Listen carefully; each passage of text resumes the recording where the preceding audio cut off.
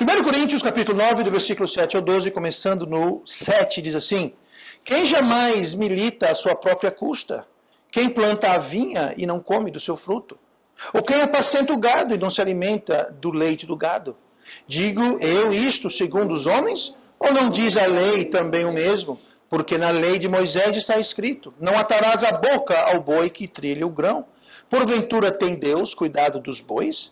Ou não o diz certamente por nós? Certamente que por nós está escrito: Porque o que lavra deve lavrar com esperança, e o que debulha deve debulhar com esperança de ser participante. Se nós vos semeamos as coisas espirituais, será muito que de vós recolhamos as carnais. Se outros participam deste poder sobre vós, por que não e mais justamente nós? Mas nós não usamos deste direito, antes suportamos tudo para não pormos impedimento algum ao Evangelho de Cristo. E oremos. Pai amado, obrigado pela tua palavra. Nós queremos agora pedir que o Senhor venha nos abençoar, tanto o meu falar quanto o nosso ouvir. E nós pedimos isso em nome de Jesus. Amém. Muito bem, vamos sentar então essa manhã e nós estamos aqui vendo a segunda parte do capítulo 9 de 1 Coríntios, onde nós estamos vendo um tema de a receita de um vencedor. A receita de um vencedor. Nós vamos estudando a primeira epístola à igreja em Corinto, e a cada capítulo nós temos tomado um tema principal e temos então explorado aquele tema. E o tema do capítulo 9 é justamente a receita de um vencedor, que é dada pelo apóstolo Paulo, que era um vencedor. O apóstolo Paulo, ele tinha muitas qualidades. Uma das qualidades que ele tinha é que ele era um vencedor. Ele fez muito, teve muitos obstáculos, muitos adversários, mas ele superou. Ele é um vencedor e ele escreve em outra carta, ele fala que nós somos mais do que vencedores. Então, é uma pessoa bem qualificada para trazer essa receita de como podemos ser vencedores na vida. E na semana passada nós vimos algumas dessas coisas. A primeira coisa que nós vimos foi que, para ser um vencedor, nós precisamos aguentar criticismo. Sempre haverá pessoas criticando, pessoas que vão vir e vão tentar desanimar, desencorajar, criticar o que você está fazendo. Pode ser amigo, pode ser família, pode ser colega, pode ser estranhos. Mas entenda isso, pessoas vão vir e vão criticar. Então, uma vez que você está no caminho certo, você definiu o caminho correto, e não certo segundo o seu entendimento, mas segundo a palavra de Deus, então trilhe aquilo. Vá adiante e aprenda a aguentar criticismo, porque o criticismo vem. Vem, e nós vimos isso na semana passada. Outra coisa que é muito importante fazer para ser um vencedor é se autoexaminar. Você fazer um estoque pessoal, você parar, pensar, raciocinar e ver, se fazer um exame a si mesmo, para saber se as críticas têm fundamento. Porque muitas vezes a crítica é feita e nem sempre a crítica é uma mentira. Nem sempre a crítica é indevida. Às vezes tem uma raiz de verdade e Deus pode usar críticas. E Deus pode usar pessoas, às vezes pode ser pessoas que não são seus amigos, às vezes pode ser pessoas que são seus amigos. Mas Deus pode usar crítica para trazer, apontar, mostrar alguma coisa, para a gente tomar alguma atitude. Então, nós temos que fazer um autoexame debaixo da luz de Deus, colocar o microscópio de Deus sobre nossas vidas, e a gente perceber, estou dizendo isso em mim de mim. É verdade? Tem fundamento? Então, faça uma análise honesta, brutalmente franca, e o que tiver que mudar, mude. Tá? Porque senão, se a gente não aguentar criticismo, a gente não se autoexaminar, nós não vamos ter paz. E sem paz ninguém cresce. Sem paz ninguém é vencedor. Nós ficamos dando volta, a gente vai e volta, um passo para frente, dois para trás. A gente fica girando como uma barata tonta, uma galinha sem cabeça. E a única coisa que serve uma galinha sem cabeça é para botar no forno, ou na panela, ou na brasa. Tá? O resto não serve mais nada. E Jesus falou isso, né? Se o sal perder sua impiedade, nada mais presta para não ser jogado e pisado pelos homens. Que é exatamente o que acontece quando você não é um vencedor, você é um perdedor. Então, nós vamos continuar hoje vendo mais alguns pontos. Nós temos 38 pontos para ver essa manhã, antes de irmos embora. Eu estou brincando, para alívio de todos. E vamos olhar no capítulo 12. Tá? Entre essas duas coisas que nós vimos, que nós podemos deduzir aqui do capítulo 9 de 1 Coríntios, é que Paulo precisou se negar. Se negar. Talvez esse seja um dos pontos mais importantes de como ser um vencedor. Olha o versículo 12. Se outros participam deste poder sobre vós, por que não e mais justamente nós? mas nós não usamos deste direito. Antes, suportamos tudo, para não pormos impedimento algum ao Evangelho de Cristo. Aqui Paulo está falando sobre esse direito. Que direito é esse, pastor? Era o direito que ele e os seus cooperadores, o direito que eles tinham de participar. E se você lê o contexto, fica abundantemente claro que ele está falando sobre as coisas materiais. Mais precisamente, finanças. A igreja de Corinto, que eu já disse antes, é uma igreja imatura, carnal, problemática, egoísta. Era uma igreja terrível. E tem muita gente que gosta de citar 1 Coríntios como sendo uma coisa maravilhosa, quando não é.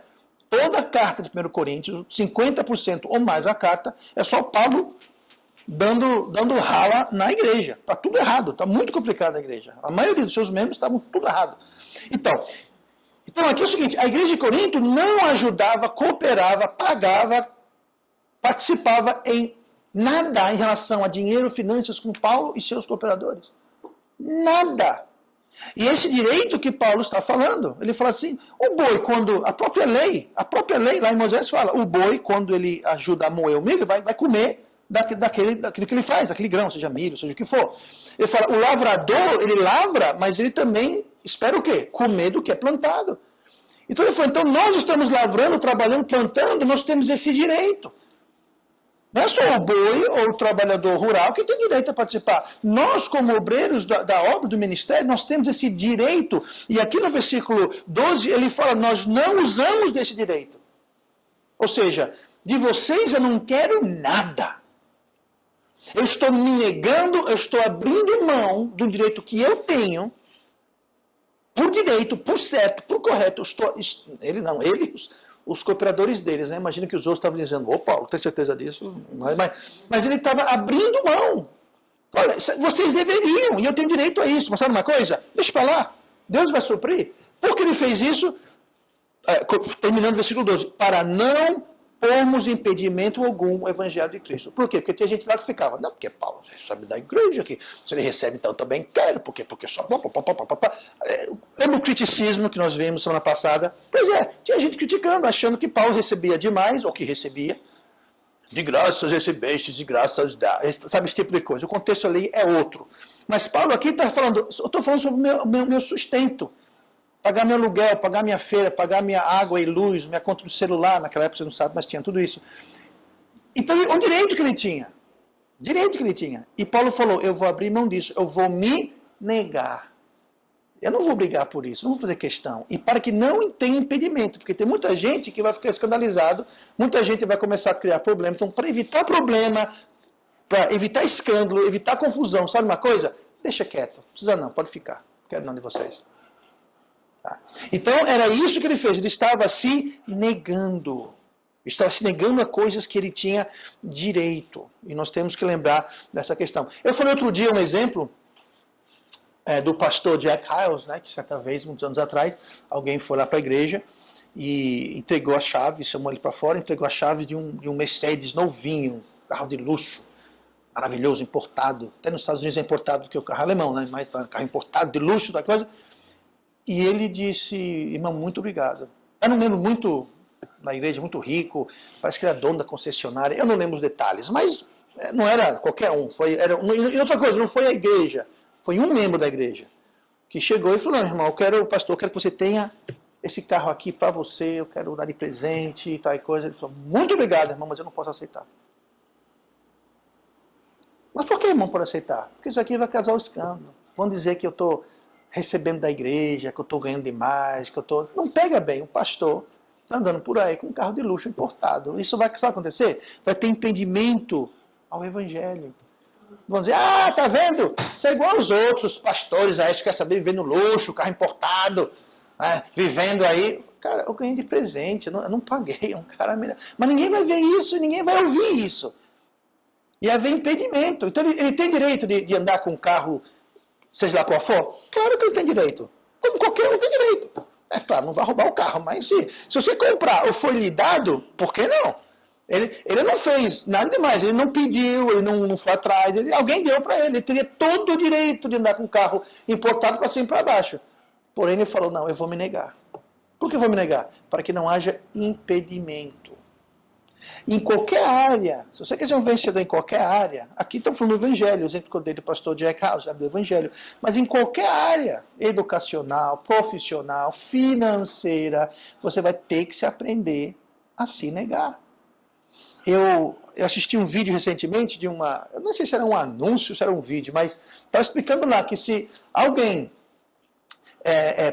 guardar, economizar R$500 por mês, R$500 não é nenhum trocado, mas também não é nenhuma fortuna, gente, tá? Eu entendo, não é nenhum trocado, mas também não é nada tão impossível. Mas sabe, se você colocar todo mês, fielmente, durante 40 anos, então comecem logo. Depois de 40 anos, sabe quanto você tem? Mais de 2 milhões. Agora, mas pastor, é 40 anos. Pois é, muita gente não quer se negar hoje. E acaba daqui a 40 anos tendo, sabe o quê? Uma dívida. Tem uma dívida. Agora, tudo bem, mas 500 é muito. Ok, 250. Você vai ter 1 milhão. Já pensou se aposentar sendo um milionário? É muito? 120, 150 reais, você vai ter R$500 mil, mas alguma coisa. Mas não, a gente não, vocês, né? Ninguém quer se negar. Ninguém quer dizer não, porque para você guardar esse ou qualquer outro dinheiro, você vai ter que dizer não para alguma coisa, gente. Se eu ganhasse mais... Gente, quanto mais você ganha, vai por mim, quanto mais você ganha, mais você gasta. Eu já falei com pessoas que ganham muito dinheiro e estavam até aqui de dívidas. Já falei com pessoas que não ganhavam nada e estavam em dívidas. Então não é quanto que você ganha, é quanto você gasta, é quanto você se nega. Se nega comprar aquele sapato, ir para jantar fora. Nada de errado comprar sapato e jantar fora, mas aprenda a dizer não, dê prioridades. Compre o sapato e vai jantar fora se estiver sobrando. Dê prioridade, se negue. Eu estou falando sobre a área financeira. Espiritualmente é a mesma coisa. Para você ler sua Bíblia e evangelizar, vir para o culto, você vai ter que se negar. Como? Acordar no domingo de manhã, por exemplo, como todos nós fizemos. Tem muita gente que está com a cabecinha no travesseiro. Está chovendo, vou hoje não. Sabe o que é isso? Não se negou. Preferiu aparicar a carne. Vir para o culto, ler a Bíblia, orar, vai ter que se negar. Dizer não a si mesmo. E fazer aquilo ao invés de fazer outra coisa. Então, em qualquer área, profissional, vai ter que trabalhar, você vai ter que estudar, vai ter que se esforçar, vai ter que se negar. Então, tem muito jovem que quer ficar jogando bola, namorando, indo para cá e para lá, e tá nem aí, fica só, tudo bem. Aí lá na frente reclama, porque eu não consigo emprego, só consigo emprego. Sim, por que você acha? Não se negou. Tem que se negar, gente. O atleta também, assim, pessoas como eu, tem que se negar. Eu sei que eu não estou me negando muito, mas é o quê? Você tem que dar tempo, você tem que se esforçar, você tem que se alimentar corretamente, dizer não para aquele milkshake, dizer não para aquele refrigerante, dizer não para aquele... Tá? Então, são coisas que se você quer ter sucesso em sua vida, se você não aprender, como Paulo, a se negar, você não vai ter sucesso em nenhuma área da sua vida. Se não houver autonegação. Eu não estou falando sonegação, não. Eu estou falando negação. Sonegação é outra coisa legal. Não estou dizendo isso. Mas tem que aprender a se negar. Porque senão, você vai sempre estar tomando decisões erradas. E isso não tem muito lá futuro. Então, Paulo aqui, ele dá até alguns exemplos dessa questão. Por exemplo, versículo 7, que nós lemos agora há pouco, ele fala assim, ele começa dizendo, quem jamais milita a sua própria custa, ele fala... Qual soldado que vai à guerra, ele compra a própria arma, a própria munição, o próprio uniforme? Não. Isso tudo é fornecido. Acho que no Brasil não, no Brasil tem que comprar arma, né? O soldado tem que comprar arma, é isso? Que eu acho um absurdo, né? Mas tudo bem. Mas então, quando tem um soldado, quem financia, quem equipa o soldado, é o exército, não o próprio soldado. Aí dá outro exemplo, ele fala assim, quem planta a vinha e não come do seu fruto. É uma coisa. Aí ele fala do boi, ou quem apacenta o gado e não se alimenta do leite do gado. Tá? Ou também do churrasco, ele não menciona isso, mas tudo bem. Tá? Então Paulo aqui está abrindo mão, está se negando. Para quê? Para que não haja impedimento. Né? No versículo 12 ele fala, nós não usamos desse direito, antes suportamos tudo para não pormos impedimento algum ao evangelho. Tá? Agora, existem igrejas e denominações que acham que Paulo aqui ele está estipulando uma condição de autossustento, que o pastor precisa se autossustentar, ou seja, o pastor não deve receber um salário um estipendo, um valor da igreja. Tá? Não é isso que Paulo está falando. Você pode ver o contexto, como eu disse, Paulo está dando um rela, uma bronca. Ele está dizendo que está errado. Falando, eu não estou recebendo, mas não porque eu não tenho direito, eu não estou recebendo porque eu estou me negando. Tá? Mas eu conheço denominações de igrejas que o pastor não recebe, ele tem que trabalhar fora, tá? E não toma conta do pastor. Isso está errado. Né? Agora, geralmente essas igrejas que fazem isso, esse é o menor dos problemas que eles têm. Tá? Eles têm problemas muito mais sérios, mas começa por aí. É um erro. Tá? Paulo não está dando um exemplo aqui de uma coisa certa que deve ser feita, é justamente o oposto. Um exemplo de que a coisa não deve ser feita. Né? Então aqui, Paulo o que está dizendo é que a igreja tem uma responsabilidade de tomar conta do pastor. Assim como o exército toma conta do soldado, assim como o boi come do que ele ajuda a moer, assim como o lavrador participa da colheita, ele fala, igualmente, a igreja deve tomar conta, ser participante das coisas materiais da igreja. É o que ele está dizendo, justamente o contrário que ele está colocando aqui. Tá? E veja bem, não é errado, não é pecado um pastor trabalhar, se essa for a opção dele. Tá? Mas não deve ser uma imposição. Um amigo meu, um grande amigo meu, é pastor nos Estados Unidos, ele foi começar uma igreja lá no interior, num lugar que não tinha uma outra igreja, mas só dizia no interior.